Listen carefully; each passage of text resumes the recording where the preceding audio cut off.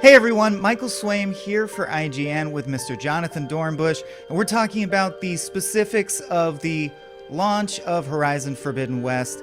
And by specifics, I guess I don't want to steal your thunder, Jonathan, but why don't you tell us the bad news? I'll put a tone to it.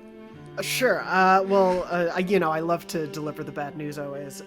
No, so we got news that the Horizon Forbidden West launch that's coming up in February, there will be sort of a whole set of different standard, deluxe, digital deluxe, special editions across a whole sort of suite of them. But what we unfortunately learned kind of buried in the FAQ about all of this is one, the only way to get both the PS4 and PS5 versions at the same time is to buy the digital deluxe edition, which is more expensive, of course, than standard editions on either console. And there is currently no upgrade path planned. So for PS4 players who, there's a lot more of them than PS5 players, they might just want to buy the PS4 version right now because they don't want to spend all that extra money at the moment.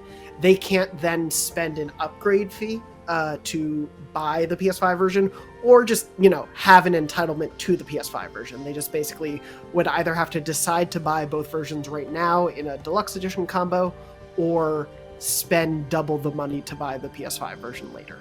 And of course, with widespread PS5 shortages still globally, that definitely puts the onus on players who maybe want to play the game now, only have a PS4, want to upgrade later, and don't want to double dip.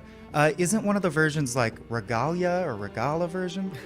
Yeah, it's frustrating because I think the reason we're seeing so much outcry about this particular version is because, people, the decision isn't one that people really have that much of a say in. People want to buy the PS5, it's just really hard to find them. But there is also, as most big game launches are these days, there's about 5 or 6 different versions to choose from, which also only muddies the water more. The Regalla, I believe, edition is the one that comes with like some of the huge statues and a bunch of other little bonuses, and those will get you a lot more. And that's the thing with the digital deluxe edition that gets you both the PS4 and PS5 versions.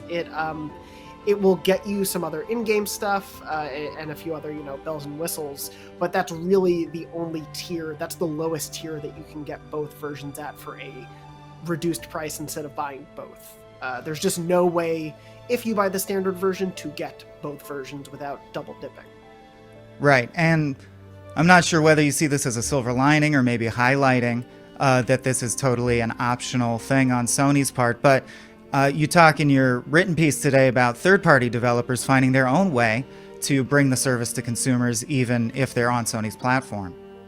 Yeah, the thing that, again, strikes so much about this one is that there are very obvious examples of how to do it wrong and how to do it right out there.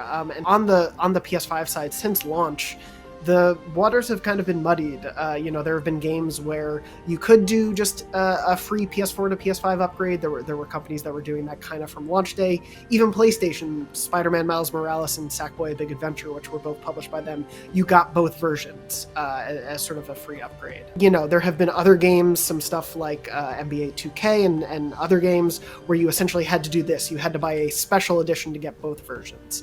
And then there have been other cases where gamers would get a free upgrade to the new version of a game like Yakuza Like a Dragon, but saves weren't carrying over, so you essentially had to start over from scratch. So there have been all these little different weird use cases, and it's especially, I think, frustrating for people when you see, Xbox doing smart delivery, which by and large gives people the certainty that when they buy a version of a game on Xbox One, they'll be able to carry over their saves, get the Xbox Series version, and not have to worry about any sort of upgrade path. That's not every game on Xbox. There are definitely third parties that don't use that service, but that's sort of a system built-in thing that players have come more to expect. Whereas on PlayStation, it's kind of game by game, you have to look up what your options are. Yeah, and I think an interesting side note you're right about is not only does this obviously differ, the strategy differ between Xbox and Sony, but this also differs between generations, right? It wasn't always this way.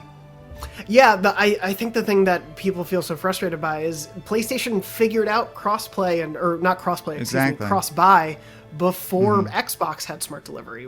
During the PS3 to PS4 transition, cross-buy was a really big thing they would talk about for games. And again, it wasn't every game, not every single game applied to this, but you would get cross-buy and essentially be able to get the same game for one price on PS3, PS4, and sometimes even PlayStation Vita. So, can you talk a little bit about why does this persist? I don't want to end on a down note, but is this likely to change anytime soon, or is Sony going to keep going this way? I mean, it's really hard to say. I think it takes pressure from the audience to want to see change for this because, Good answer. So, it's one of those things where just on the PS4 to PS5 right now, there was sort of a smaller debacle related to this with the Ghost of Tsushima and Death Stranding director's cuts, because you do have to pay an upgrade fee from the PS4 version to the PS5 to get those special editions of the game.